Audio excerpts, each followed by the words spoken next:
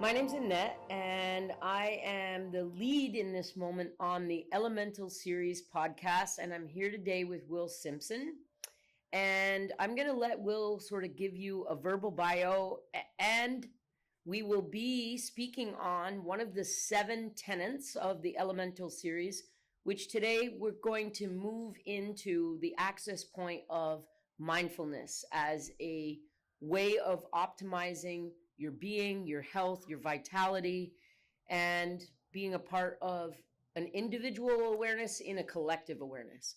Will you tell us a little bit of your bio? What feels pertinent for people to know about you if perhaps they've never met you? Yeah, so I guess I was raised in Florida. Grew up a Florida boy. Left when I was young to join the military. Went off, tried college for a little bit, and then joined the military, Marines specifically. Did that whole career on the special operations side of the house for a little over almost 24 years, and then just recently retired, and 2 months ago, and now just kind of the next chapter in life is where I'm at. So Okay, that gives like a quick rundown. that's a fair glossy overview. Um, you and I met through Kodawari, which Mhm. is a wellness concept that inside it has yoga as a practice. Mhm. Can you tell me, how did you find Kodawari, and when did you start to practice yoga as a thing? So it's kind of a dual pronged. I had this calling for something different. I think years ago, I started kind of being drawn towards something more on the spiritual side of the house. And you have to look at me as someone who doesn't know much about that side, but I just felt like drawn to, and I say spiritual side, like just more in tune with myself, others, universe type of big picture stuff, like grandiose, magnificent scheme things. And coming from a masculine, I'd say, job background that I had, Understatement. yeah, yoga and those things were practiced, but it wasn't very common, which it should be because it's a technique that warriors throughout, you know, warrior classes Doesn't matter. Yeah, doesn't matter what using. society. Right. The warrior class needs a certain level of resiliency, and I would even use, even here, mindfulness. Like, Right. how to make the best decision in the moment isn't something that can be I want to use the word scheduled. You can't schedule Mhm. it. It's a spontaneous response to current time circumstance. Correct. Right. And that's kind of what I was feeling. This is probably be like decades, at least 15 years ago.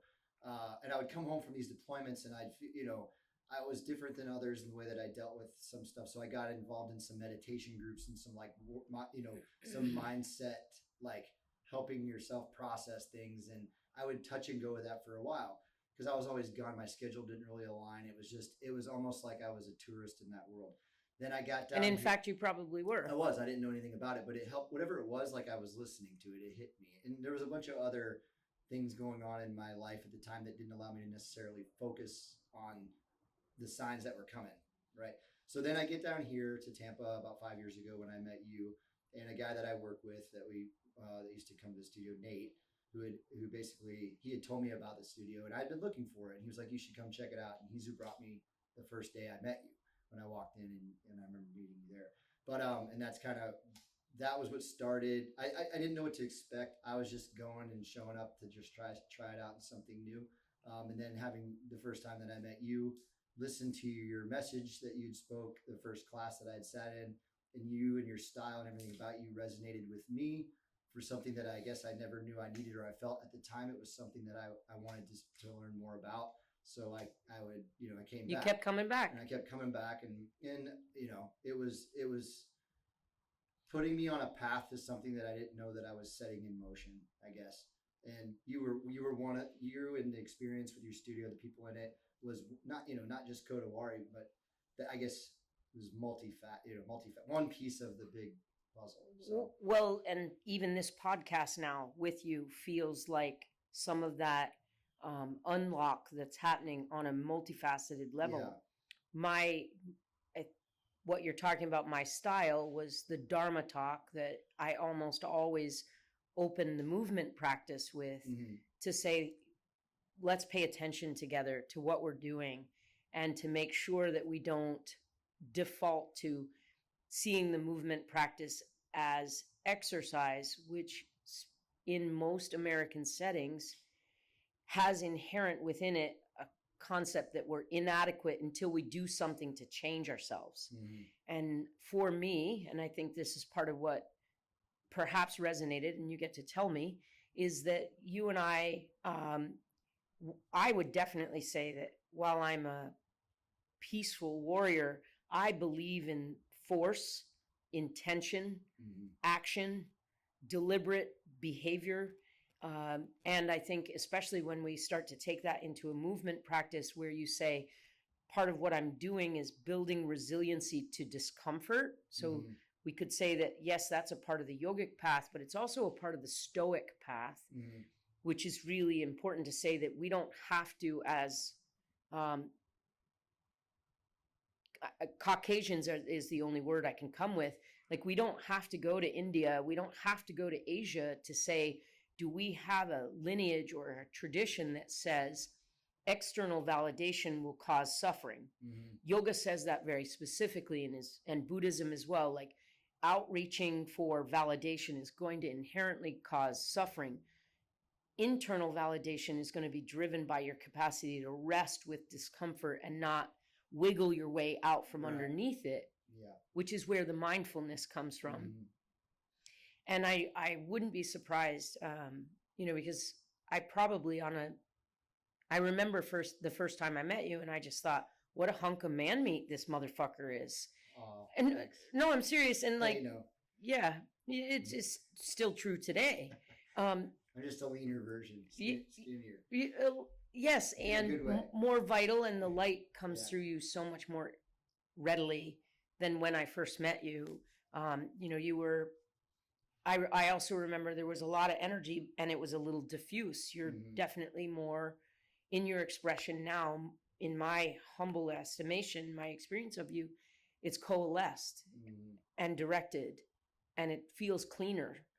And I think that's one of the reasons why I wanted you to come and talk to me in this setting, because like what I see is progression of that gift of who you are uniquely coming into the foreground. And I'm emotional about it because I feel you. Because I immediately identified how much value and worth you had.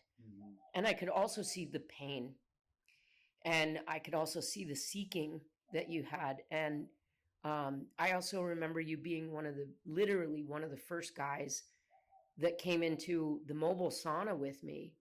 And I remember you pulled me aside later and you were like, I don't think you know the impact of these practices, what they're doing for me and with me. And I remember saying, like, man, if I can help you in any way, I want to. Yeah, I remember. And I think I've witnessed in your, let's be flowery, your journey to when I first met you to now. You've made a deliberate directional change to get clearer, to get more,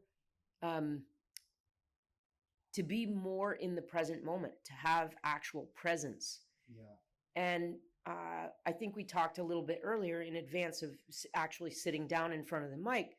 Like, one of the big things that you made a decision around is dropping alcohol out of your life.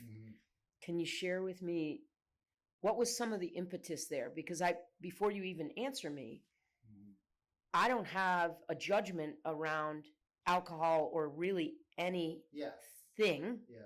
And yet the question that I want us to sort of focus on is, where did you identify that alcohol, in the degree that you were using it, started to negatively diminish you? I mean, so like, the alcohol portion of my life was a constant, just based off of my job. It was culturally acceptable, and we just fighting Marines drink, and that's kind of the way that it was. When did I notice there was a problem there? A long, long time ago. But it was normal, and that's the way that it was. Whether I was into it or not, it was our only real outlet from things. So, would you say that outlet was numbing? I would say it was, yeah, it was well, there's a numbing and then just a cutting loose aspect to it. I'm not necessarily numbing would be the correct word. It was like we just worked hard and played hard and we had fun on both sides. And when we went out, Expected. it was expected and accepted, and just to be kind of that way. And so yeah, that was learning navigating those waters for and be where it's okay, even though a bunch of guys with PTSD and depression and anxiety and all the other things that they're from these deployment cycles coming back from a 20-year war or more, and then you add alcohol to that, it's this craziest thing. So I have a whole nother stance on that. Anyway, you're free to talk about it, because this is meant to be an organic conversation. Like, I'm not trying to lead you to any single fucking thing. I mean, if it feels appropriate for you to say, I have this feeling state about something, let's go with it. It's another topic of conversation with regards to alcohol performance. High level performers, it'd be like pro athletes drinking. It doesn't match. Why should special operators do it too? And fair enough. Especially with the brain stuff. But yeah, so I just kind of had you hit a certain point, and I had enough wake up calls that should have been wake up calls on their own, but I'm stubborn, and this is the way that it was, to where it would continue. And I through some people that care, you could have cared about me till you're blue in the face and tell me, hey, this could be a problem.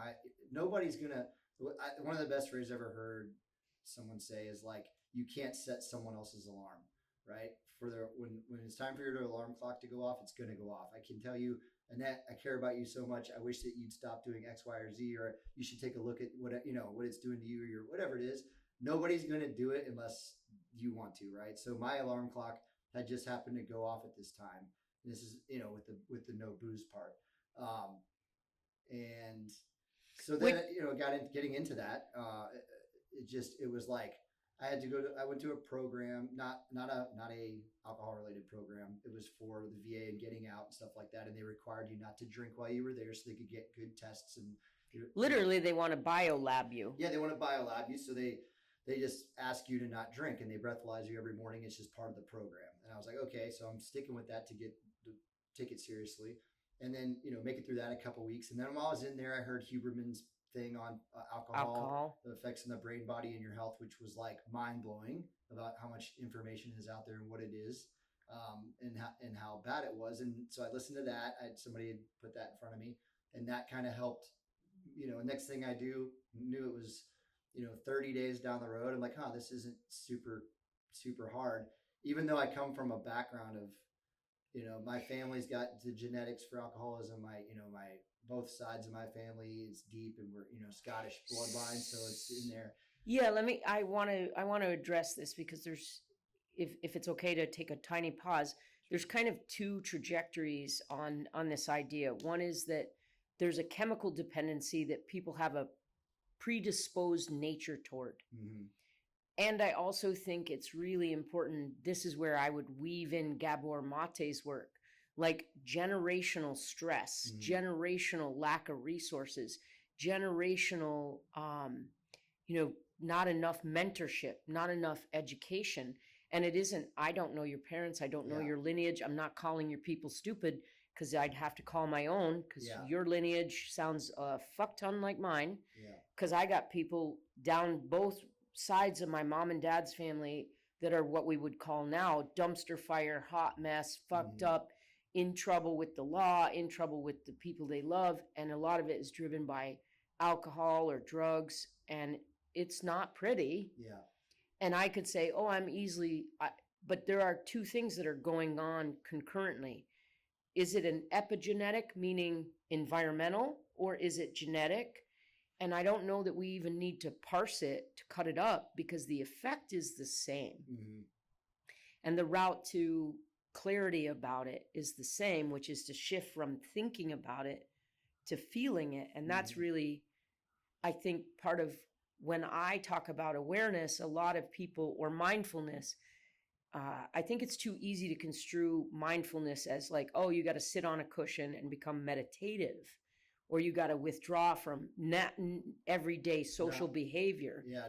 And I don't think it's that at all. Well, just for me specifically, and how it happened was, you just hit a certain point, I think, of, enough things happen, and you want to remove the one variable from the equation. And for me, it was the alcohol. that was seemingly causing these issues in my life, whether it was relationship issues or like, just being hungover with the anxiety and like the way you felt, and I wasn't like an everyday guy. It was like binge drinking, weekends, stuff like that. You'd go hard on a Friday and, Or there Sunday was a fun day, retirement whatever, party. always something, right? And it was Mm-hmm. just like, all right, well, how do I like, I don't want to feel like this anymore. I don't want this in my life. I woke up basically had an epiphany. It was like, which trajectory of life do I want my path to go down, right?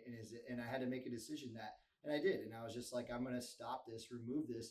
But that came with way more, on that front, because it's your social circles, it's your friend, your family, all the things, right? Like, it's just basically you are going to be a new person. And then once your brain starts healing and you start feeling it, it's like everything changes. You start relearning yourself, like we were talking about earlier. Like, I had to relearn myself because I don't think I've known my true self since I was probably 17 years old. Because alcohol has been a constant In the in my mix. life in some shape or form, to where you even, even if it's a bender on a weekend, it takes 30 days for your brain to even get kind of back to normal from that. So like after a year and a half, you start to really gain a clarity, and you're like, wow, everything's different. You look at things differently, you feel things differently, signs that you didn't see before, universe sign like are coming at you.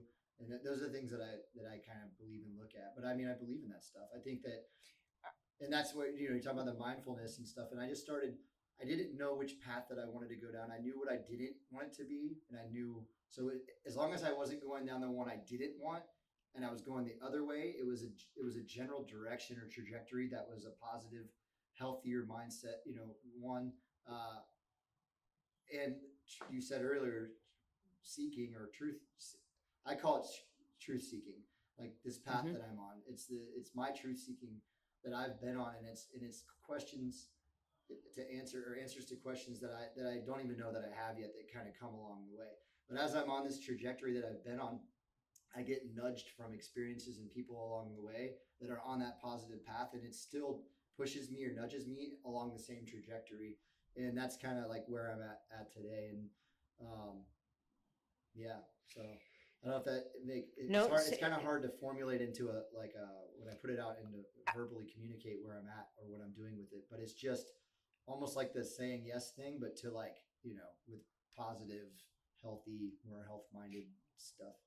And I say healthy, not like my diet, like just my lifestyle. well, for me, this is super critical to say that health is defined by something other than your weight. Yeah.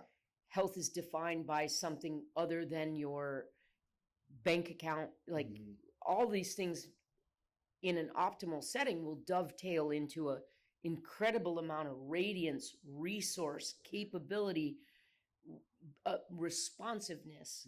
Sure, financial health is a thing. So is nutritional health.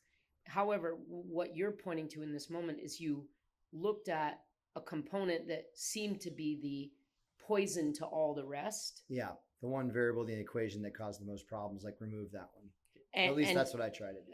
And so how long has it been since you've been essentially, and I dislike this word, I'm going to use it for the moment. No, dry. Oh. Because I'm going to make a sex joke. Here it comes. Like, I don't want to be dry. Yeah. I want my life to be juicy and slippery and wild. But for me, that's like, I got to take certain things out in order to have that juice be there. And so how long has it been since you made that decision? Like, I'm not going to have this component be a part of my day to day. Till I like dropped the hammer and made it happen was two Augusts ago. So almost we're getting almost on 2 years. Yeah, we're getting on 2 years. Yeah, almost a little over a year and a half. So. And did you lose anything that you miss?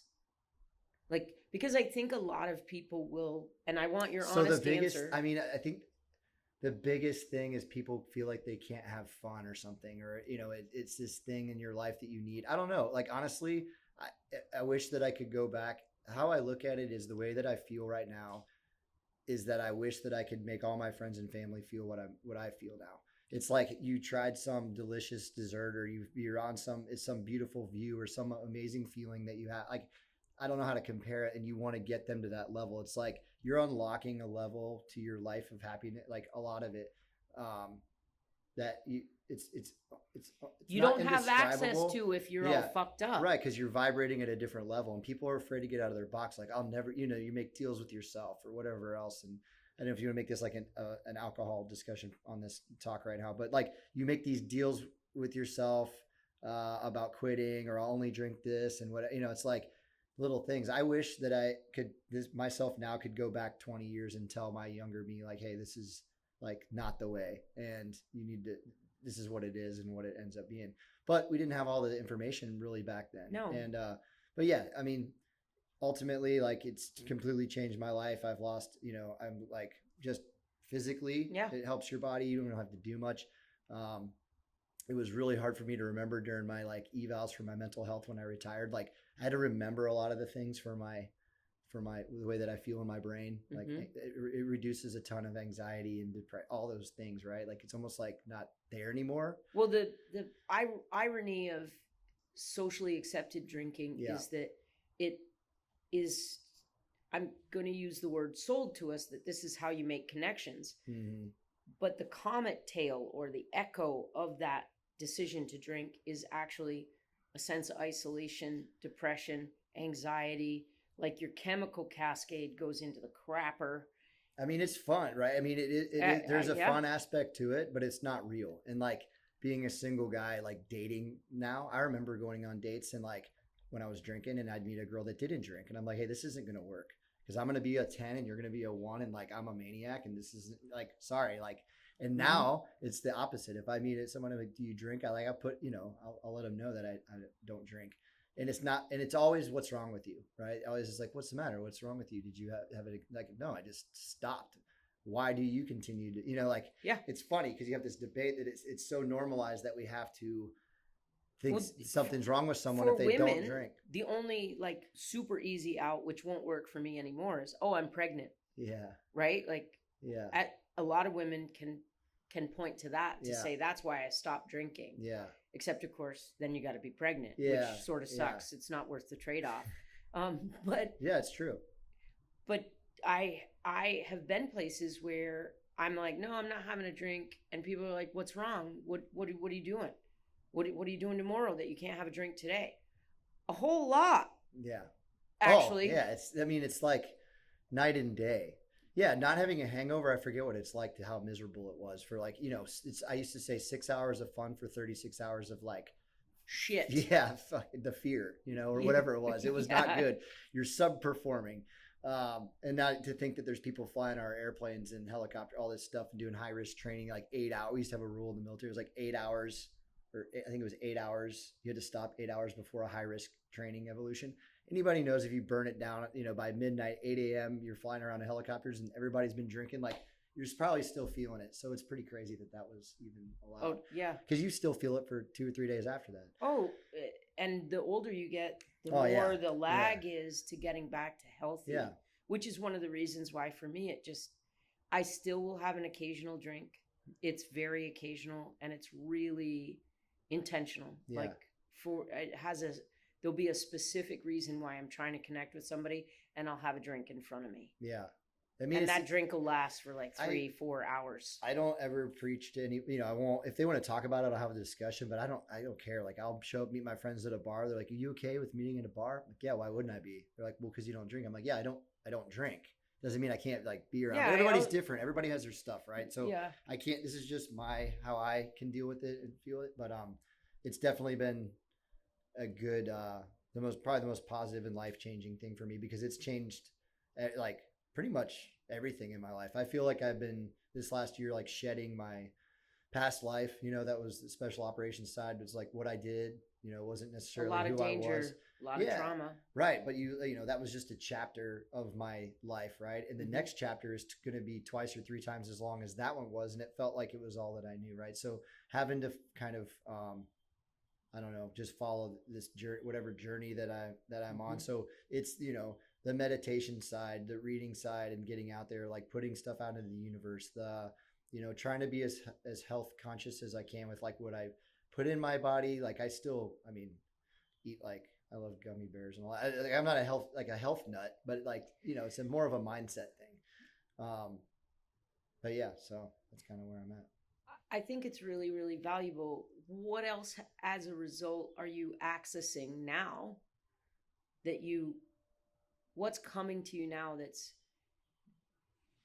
let me try again. You've chosen to extract this one thing, and the impact Yeah. you've seen immediately is okay, there's less agitation across the remaining facets of your being. What else is appearing now that that's out of the way? Um, it's hard to describe. Well, just there's so many more signs and things that present themselves. Like when you actually are looking, I think you're intentionally soul seeking or whatever you're putting out there on a different, like universal, you know, type magnitudes of scale of things. Like the the things that I'm looking for that I don't know that I'm looking for are finding me. So when I've found that when I've been seeking whatever I feel like I'm on this path seeking, I know that sounds very No, I think general, but I'm going to say it back to you just a slight bit differently. When you're available and you're present and you're open-eyed, and there right. isn't a veil in front of it of certain patterned, I'm going to do this thing later today, Mm-hmm. like have drinks. There's an open space. And so Right. what's coming into your open space? Just things that I wasn't paying attention to before, and then more volume of them. You know, Okay. It's interesting. You know, from business pursuits and opportunities in that regard to like I didn't know what I wanted when I was looking for maybe to date, right? So Mhm. like I was open to it. Like I feel like I have all this love to give and all this stuff I want to spend, whatever. But then I didn't know exactly what Do I you was want to looking make for. babies? Do I want to? Are you Are going we to make talking about babies? this right now? Yeah. I mean, why? Do you want to be a father? I don't. I'm at the point. I'm 44, so it's like, yeah, it's kind of like sure or Yeah. not. I don't know. Mhm. I Okay. also feel like in this cycle of the life that I'm in, maybe in the next one. You know, if it Okay. wasn't this one, that's how I look at it. It's like Okay. my thoughts have changed on that. I'm not against it, but I'm not like You're not chasing it. yeah. It's, if it happens, that's cool. If it doesn't, then that's cool. It's whatever the Okay. path, whatever path. I'm I go just down. trying to figure out if I'm still in the running. Oh shit! I'm just kidding. Thanks. No. Annette. What is it? What'd you really get me over here for? Yeah. In the yurt. I'm in the yurt But to join the cult. But I started getting all this stuff from the universe. It was just to see what sticks, just random stuff in my life and having to filter through that to like, the job opportunity thing and then just being open to things. So like, I almost not like a just say yes kind of mentality, but in that way when it comes to just different opportunities, traveling opportunities, things like that are coming up and doing things that are outside of my normal. Once upon a time. Yeah, my normal old days. Like, so when I retired back in the day, I probably would have booked like go to Thailand for 3 months and just have the time of my life down there and like no rules, just doing my thing with a couple of buddies. Instead of that, I went down to Puerto Rico and like grounded out in the jungle and camped out there and learned how to like grow on my own land down there, like on a farm, and permaculture. The permaculture design course, and it was an amazing group down there. And then the people that come in those things, and you just you sit around a campfire at night and you learn all these different approaches to life. Experiences, and just different knowledge and skill sets and different views than my own, which is like anywhere. But I think it's just whatever path or journey you're on, if you're listening and open to these things, you're just going to continue down it, and it's just going to I don't know if we'll ever know, but at least that's why they call it seeking, and you just keep going. Yeah. But as long as it's on a good one and it's it's not hurting anybody and it's semi healthy, then I feel like I'm doing all right. I think you are. Again, like I have witnessed so much more free flow from you that feels cohesive versus the word is jangly for me. Yeah. Right? Like there was always a sense of, or rather there used to be a sense of you were on high alert. Now, I also know that you've been taught to have a very high level of situational awareness. Mm-hmm. I think that probably will always be with you, that you're paying attention, but now you're paying attention from a kinder, gentler, more receptive place than a defensive situation. Like, how do I defend my position? And I think that leaves more room for you to be organically engaged, Mm-hmm. and then to also give from yourself. Because if you were, in some of our experiences, not that we've spent a fuck ton of time together, and yet if you're always looking to guard the position, there can't be an equal ease in exchange. And I I'm excited to know who you are now. Well, I think too, like on a vibration level, frequency wise, like each one of us operates at a different frequency. If you mute that with certain drugs or alcohol, things of that nature, you're not around your tribe. You're not doing where you were supposed to be. You're not vibrating with the people that you would, you're off. You guys aren't in tune with people that you normally either would or wouldn't be. So I think that might have had a huge portion to do with it, without getting into the whole that realm of things too deep. But yeah, the realm like being energetic energy, attraction. vibrations and Mhm. frequency levels of different people, and how you interact just frequency wise, right? Mhm. It doesn't, we don't have to say anything, it's just how we are. And so when you Yeah. remove a lot of those things that dub those down, like the alcohol portion, Sure. even if it's on your brain, you don't have to be actively drunk, but if it's been in there, you're affecting somewhat of your Mhm. your Yeah. vibratory levels within your energy skin bag body, right? It's Yeah. just the way that it is. We are energy. We have hard metals in our blood. We're full of electricity. Like all that stuff is affected by that. But and so when you remove that and you're where you're supposed to be, then the people that you're supposed to be around and the things and places and whatever align. Mhm. In a different way. So it's a different kind of relationships that you build, and people's that you meet, and things and experiences that you do, because you're now at a where you were supposed to have always been, but you've been self snubbing it, or you want to call it operating Veiling at a it. Veiling it. lower Yeah. frequency, Mhm. and you're not doing the things that you probably would have done because of that.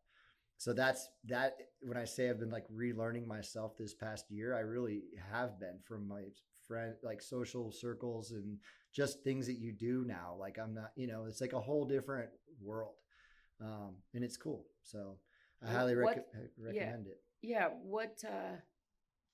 What's something that you learned to love about yourself that you didn't know 5 years ago? What does Will love about Will? Yeah. I mean, I think that Before you answer, yeah. because this idea of self-love was Mm-hmm. probably veiled also.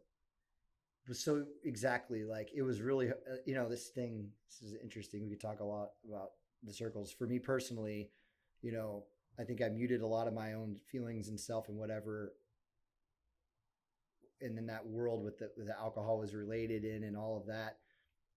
It was a self-licking ice cream cone of like, I didn't love myself, so therefore, but I had like these weird issues with being by myself, and I didn't want to be because of whatever it was, the anxiety that the alcohol was causing. So I would go out and meet people to put into my life for like a void filler, or just like a band-aid to make me feel better about being alone and not loving, whatever it was, right? And then it was like this cycle that didn't make sense, and it was like pretty bad. um, and so waking up from that to where once your brain dries out, your body dries out, you start to see things, you open up, and like you're clear. Your heart, it's different. You start, yeah, you do. I think you have to learn. You learn to love yourself again, right? And then I think one of the things that I never realized is because I was so reluctant to, I couldn't be loved, that to like reciprocate it was, that was the big, especially in relationships and stuff. So it was a hard one to learn. I feel bad for it. If I could go back to a lot of those amazing people in my life that had to deal with that guy. But I guess now, like, no, learning to love myself, which I'm still on, working on. Yeah. And then but how much I think love that I have to give. And I've told my friend the other day, like my heart is like exploding to like it wants to love or wants to give or protect, and it's not just in relationship. It's just a different way that I look at things. I don't know. It's like more in tune or aligned in nature. I didn't know how, like, what's the word I want to say? Or the phrase. It's like, I guess like aligned, attuned with nature and the universe, and how important and how Imperative. Well, that and like how predominant that's become in my daily life now. Like it's weird. Like I read this book called The Secret Life of Plants, which is amazing if Love anyone it. ever reads it. And it's like, plants having consciousness, or Yeah. talking positive to, just seeing that they have these They're feelings, responsive. right? They're responsive and stuff. So I'm like apologizing to the grass before I cut it, but it has to be done. But silly things like that, right? But we're aware to it now, and you're alert to silly things like that, but which aren't silly. That it's all the things that tie us together. There's so much stuff out there, and I think I'm just learning to, the bigger picture things. And I feel like I'm now, with this journey that I've been on, I almost, it's a little bit lonely. I'm not gonna lie, because I look at the majority of society as being kind of down and in on this illusion or game that we call life, and that they're so sucked into that vortex of Survive, TikTok, survive. Instagram, not just the material kind of pretentious, maybe superficial. And it's not all, but a large majority of us get sucked into this, like, more money, bigger, faster, stronger. This matters, kind of all the things, the materialistic or down and in illusion things that don't really matter, because you can't take any of it with you, to the exponentially bigger stuff, which is, like, to me, How did experiences, interpersonal relationships, the earth, nature, all these things that matter, that you listen to, that are going to be here. And so that's been kind of something that I've totally kind of come full circle on, and that's more recent, and that's just some of the stuff that I've gotten into, on this path. It's things come to you. It's like you're seeking it, and you don't know what it is, and it will come. And like, you don't have to necessarily even know what you're seeking. It's just, it's something different, greater than yourself, in a good way. And that's the trajectory, the path down that I went. But it finds you, and then and it's in whatever way. It's the weirdest ways. I mean, I'll tell you some stories offline, but just how things start to come into your life, whether it's materials or people, synchronicities. Yeah. And what they, is often called kismet. Like, but that stuff wasn't there before, or if it was, I missed it. Right. And now I see it more clear than anything. And then once you start to see it, then it becomes very clear. And then your just mind is clear, and that's probably the most interesting or transformative part of all of this. And that's why when I say, like, I wish that my friends and family could feel the things that I'm feeling now, that still chose, to imbibe, or whatever you do. And I don't care what they do, but I do care about them as humans, and I want them to feel. To miss what you described it as, a dessert, like Right. an amazing dessert. You're like, wait, there's something to taste about this life that you can't taste it if you have this other thing in the way. It's a cheat code, honestly. Like, it's a cheat code, and it's an easy fix, and anybody can do it. And it's like, all you got to do is just, stop drinking, stop it. Yeah. But or it really is too much pot, or it's anything that dulls you down. An enlightenment. It feels like an enlightenment, a level up, some type of it's something along those lines, where guaranteed, like, you're functioning better. And if anything, you have the edge on everybody walking around, because if 85% of the Western culture drinks, and 85% of the people running around aren't dimmer. Exactly. They're just dimmer. Yep. And it's a shame. Yeah. Because the dimmer light switch is a real thing. Like, we can dim it down. Yeah. And sometimes maybe there's reasons to do that. I'm not going to be hateful about it. No, it's because I've been everybody. there. There's no wrong choice, right? It's just your choice. I think the critical thing for me is not what you're offering me in the conversation, is that there is inevitably, for each person, and for many of us, it might be booze. For many of us, it's maybe another behavior. So again, because this is who I am, for some people, you mentioned Instagram and all the social media. For some people, it's the isolation that gets created around too much pornography, or it's the isolation around gambling, all the addictive things. Maybe it's food. And one of the things that I think makes our conversation, yes, you're saying for you it was alcohol. You had to kind of pull that out of the mix in order to see the mix clearly. And now the clarity of what it is to be you as a human is definitely dialed up, leveled up. If we talk about that dimmer switch, the dimmer switch is moving toward full light, and as a result, the ease of connection that makes, humbly I will say, living meaningful. Mm-hmm. It's the interdependence, not the independence. Mm-hmm. You get to engage in that interdependence now in a way that perhaps before you might not have. Yeah. Or if you did get to it, it was intermittent because so was the drinking. Right.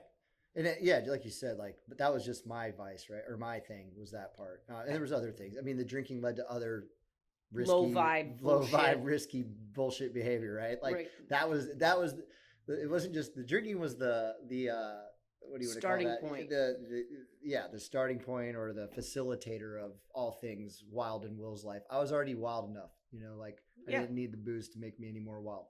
But I thought that I did, and then that was never really good. Somebody was either going to the hospital or going to jail, and it was like one or the other. So that's kind of how it went, But whatever your proclivities are, I think if you just have to take a look and see, like, is this causing me a problem? Maybe alcohol is not your thing, and you drink responsibly and you have no issues, and that's fine. But whatever it is in your life that you feel that is something that is diminishing your returns on the life that you want to live, then maybe take a look at that and say, like, I do X, Y, or Z too often. I don't like the way that this is. Whatever it is, it could be anything. And then because a hangover is not just about booze. There's a hangover from fighting, shopping too much, whatever. Shopping too. Credit card. You could name go down pick your poison, right? But whatever it is, take a step back, maybe look at that and see how it's affecting yourself or people around you. And then if it's something that needs to be addressed, possibly address that and just try it for 30 days or whatever it is and see if it works. That's kind of what I did. And then see what the changes are, even just for fun. Why not? Like do a little social experiment on yourself. Science. I mean, people will be like, oh, dry Jan, whatever it is, right? And like they say how much better they feel after a month. Like, yeah. Like imagine another 6 months, but then they go right back. It's crazy. It is interesting to me, the psyche and peer pressure and people thinking that they need certain things to have fun when like you can be just as fun. That's a big one, right? Like, no, it's huge. I mean, I actually know that I'm out of alignment when I'm not funny. Like for me, it's that is a body cue when I don't have access to my own sense of humor. Something's off. Yeah. Way off. Yeah. I'm dry, I'm brittle, I'm angry, I'm irritable. And that's usually a telltale. So this was actually where I was going to go with you before we close this thing, which is, so I've been able to identify when I'm out of alignment with my richest, most expansive self, some of the things that fall off are things like jokes and funny and I can feel that tightness in my body. It's a sensation where there's no funny, can't get in there at all. And then I start to I can spiral into like despair about humanity. How things you're are definitely sensitive to those things. I get now just saying it out loud, I can get really doubtful about, can we fix this?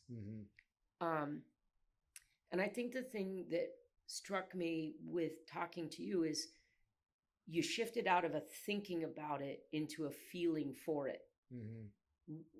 What are some of the cues for you feeling state wise now? Because I think this is a skill, cultivating feeling, the capacity. And this may open a whole can of conversation. But as a masculine, you are, to me, my experience of you is that you're a very masculine man. You're a protector. You are strong. You are deliberate. Strong, not just physically. It's not push-up strong. Yeah. It's you arrive, and I fucking know that you've come into the room. And you're not cocky. It's not like you take up all the space or the air, but rather there's a presence that comes with you, and you're deliberate. And like I remember we went. And I was so impressed. I was literally moved by it. We went paddleboarding. Yeah. And you were like, I went last night. I filled up the car. I've got a cooler. I've got the thing. Here's some sunglasses. You were like fucking checklisted out. Yeah. because you wanted the experience for you and for me as I was accompanying you to be as easy and as comfortable as possible. And I felt safe and protected. And those were things I registered in my body. Mm-hmm. And as a result, I had a great time. Yeah. Right? It was super easy. Now, I think I contributed with sandwiches or something. I can't remember what I. Yeah. I probably not. But you brought snacks, I think. Yeah. I'm a snacker. Yeah. I snacks are it was important. early. Yeah. That was probably just. I brought breakfast sandwiches. Yeah, that's right. Yeah. Of course I did. I mean, that's probably years of just in my brain, like training. Yes. Plan your plan and plan your dive, as we usually say. Like, don't deviate. But having. Yeah, I think that was probably just how I've always done things with. I had an appreciation for that. And what I'm pointing at is not only, yes, thank you so much for that experience, but more to the point, the feeling state that it created for me. I was like, oh, I'm safe in your presence. Yeah. You've planned, you've taken care of things. For me, that registered. And as a result, the way that the exchange through the day was richer. Mm-hmm. You're talking about extracting something from your life so that your life got richer. Mm-hmm. What were the feeling state sensations that confirmed for you, yes, this is the right decision? Because a decision and deliberate action is logic and thinking. Yeah. It was confirmed, and this is the skill that I hope to help people cultivate. Yeah.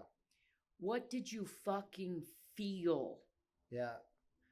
And how did that feeling become the confirmation? Because you've pointed to it. I want my friends and family to taste this dessert of life. Yeah. I felt stable is I just felt I felt a stability. Is that unshakable? Yeah. 100%. I've always felt, I felt stable where I was removing something that could cause any, it removed any possibility of there being something wobbly in my life. Right. I mean, life happens, don't get me wrong, but to me, that was the one. So I felt stable. I felt, I just felt good, generally good about myself inside. And that was once my brain cleared up and my body started to heal. But yeah, I think the stability and the knowing that, I just felt a sense of security about you. Yeah, which made me think that I was heading down the right path, so that feeling of like what I was doing was working, not feeling like shit, whatever it was, and, mm-hmm. and not worried about what I'd said, done, X, Y, or Z, whatever it was, whatever that stuff does to you. And it was just removing that out of my life, then having the stability factor, and just made you I felt more solid as a human being, and, more in tune with myself and my surroundings. I think it's equally important, and we'll wrap it after this piece, but you're also talking about the absence of certain sensations, mm-hmm. or as clarifying as the presence of some others. Mm-hmm. So like you felt stable, and I referred to earlier when I first met you as like jangly. Mm-hmm. You felt not as a major threat, but like this wild guy at any point is going to come with something fucking I don't know what to do with. Mm-hmm. And that is not safety. Yeah, no, it's not good. Yeah. And that wild is now a cohesive experience, mm-hmm. and equal parts readiness. So even this guy, the wild guy, was fucking ready, but you were ready for the violence, for the wild, for mm-hmm. the unstable. And over here, I have this experience now personally of you. And you were saying it's also true in your own experience of mm-hmm. you, that you're, you know what you're doing, and you're reliable and accountable to that. Mm-hmm. And that's got to feel like integrity. Yeah, you just and feel dignity. Like, all of those. I've always been my authentic self. I have this problem where I don't care what anyone else thinks about me, but I think it's a great problem, right? Are you sitting across? That's just me. If you ask anybody that knows me, like I'm an acquired taste. Like you either like me or you don't, and if you don't, I really don't care. So That's how I've kind of always run my life. My friend circle is pretty good and whatever else, but being able to have the clarity and like stability of your own mind and removing, yeah, has been amazing. And then getting to know your real self, and then your authentic self is a huge one. And I'm afraid that I can say that most people don't even know who they are. They have an idea, but it's easy to mute with whatever X, Y, or Z thing that you're doing. And maybe it takes you off from your true self. And like knowing who your true self is something that it sounds really easy. Like how do you not know your true self? I'm in this body every day, but you're muting it or doing things that make it not your true self. And that's been one of the coolest things, is like real, seeing who you are at your Peak. and at your root form, Yeah. like in your soul. Yeah. So yeah, I mean, I'm still all those things that we talked about earlier. They're in there. That's part of me that made it. It comprises the fiber of my being. Is some of those things that made me the ability to do the job that I did and the type of personality that I have. But also, like, I'm not just that. And then That, I think that's the important thing. I would even say, like, rest there for a minute. Yeah. Like the killer. That guy's pretty much gone. I mean, like if I got to tap into that's there. That guy's in there, but I don't. It's not really what it's about for me. Like it's not in the foreground anymore. Right. Exactly. It's not a threat. It's not something I have to be fully. You don't have to in tune with. Yeah, right. and that's the gift to me that you're sharing now, is like there are certain decisions we can make to put the lower vibe. Sometimes necessary. I'm not shitting on it. Yeah. Because I have a great deal of faith, without knowing the specifics, that you've done a lot of really difficult, ugly, and potentially violent things on the behalf of a greater good, at least conceptually. Whatever we tell ourselves. Exactly. But yeah. And that was part of your trajectory to get here now. For sure. And if you were given the gift, and I feel you are, to balance like what that looked like and what Will Simpson. And I would say, my objective will be to close and say, I want to talk to you again in a year. Yeah. And a year after that. Yeah. And a year after that. Yeah. In this sort of setting where I can say, tell me more now. Yeah. Because it's really beautiful. It's hard to scratch the surface and all this stuff, we're going down into. Yeah. And especially because you and I have a history, so you know a lot of things about me and the changes and stuff, and to try to explain to your audience or what, I think the things and how, and what we're trying to, the outcomes of this thing. But yeah, it'll be interesting. I'll be here in a year, hopefully. I mean, around. If I'm not here, I'll come back and see you. Okay. So thank you. So yeah, thanks for having me.